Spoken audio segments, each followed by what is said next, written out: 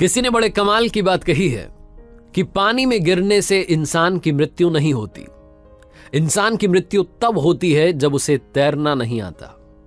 परिस्थितियां कभी भी समस्या नहीं बनती। समस्या तब बनती हैं जब उनसे निपटना नहीं आता।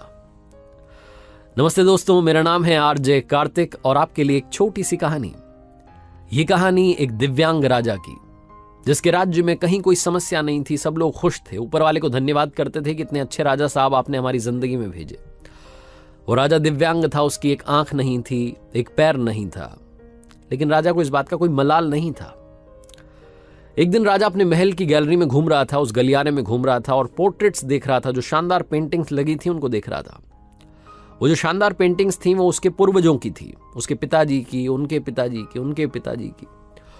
और राजा घूमते घूमते उन पेंटिंग्स को देखते देखते, निहारते हुए सोच रहा था कि कितने शूरवीर खानदान में मुझे जन्म लेने का मौका मिला।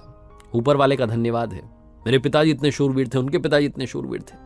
वो देखता चला जा रहा था और जब आखिरी पेंटिंग को देखा और उसके बाद में खाली जगह को देखा तो चिंता में पड़ गया। उसे मालूम था कि अब यहां पर जो पेंटिंग लगेगी वो उसकी लगेगी। इस बात की चिंता नहीं थी कि वो मरने वाला है या मर जाएगा, मरना तो सबको है। चिंता इस बात की थी कि वहां जो पेंटिंग लगेगी वो कैसी लगेगी। राजा सोचने लगा कि मेरी एक आंख नहीं है, एक पैर नहीं है, इस गलियारे में इतनी शानदार पेंटिंग्स लगी हैं, मेरी वाली सबसे खराब लगेगी, सबसे भद्दी लगेगी। उसके अंदर ही अंदर चिंता होने लगी। तो राजा ने सोचा कि मेरे मरने के बाद में ना जाने कैसी पेंटिंग बने। एक काम करता हूं, मैं जिंदा हूं, इसी बीच में एक शानदार सी पेंटिंग बनवाता हूं, ताकि कम से कम ये तो सुकून रहे कि मेरी अच्छी पेंटिंग यहां लगेगी। तो उस राज्य में ऐलान करवा दिया गया, पेंटर्स को न्योता दिया गया कि आप आइए और राजा साहब की तस्वीर बनाइए। शानदार तस्वीर बनाएंगे, शानदार इनाम मिलेगा।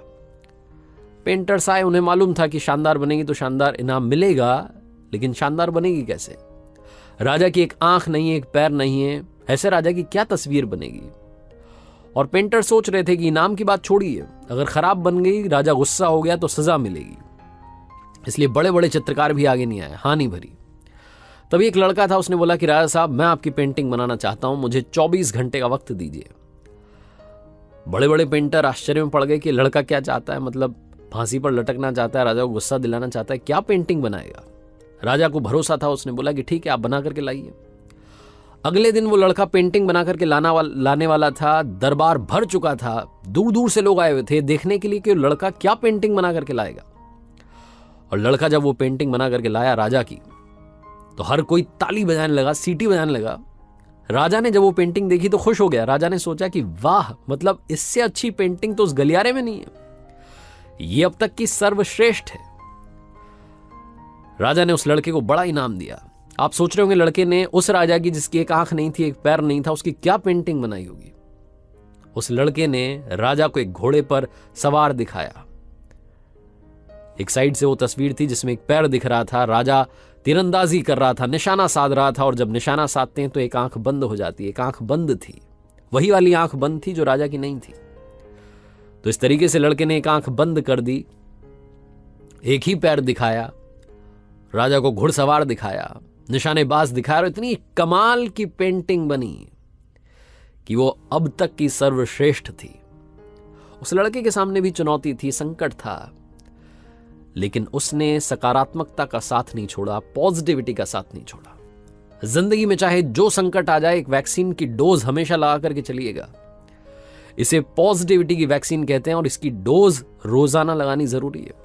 जिंदगी में चाहे जिस मुकाम पर आप हों, जिस संकट में आप फंस जाएं, जिस भी स्थिति में आप हों, अगर आपने पॉजिटिविटी की वैक्सीन लगा रखी है तो यकीन मानिए आप उस संकट से बाहर निकल आएंगे। बस आपसे इतना सा कहना चाहता हूं कि जिंदगी में उम्मीद का साथ मत छोड़िएगा, क्योंकि जिसने उम्मीद का साथ छोड़ दिया, जिंदगी उसका साथ छोड़ देती है।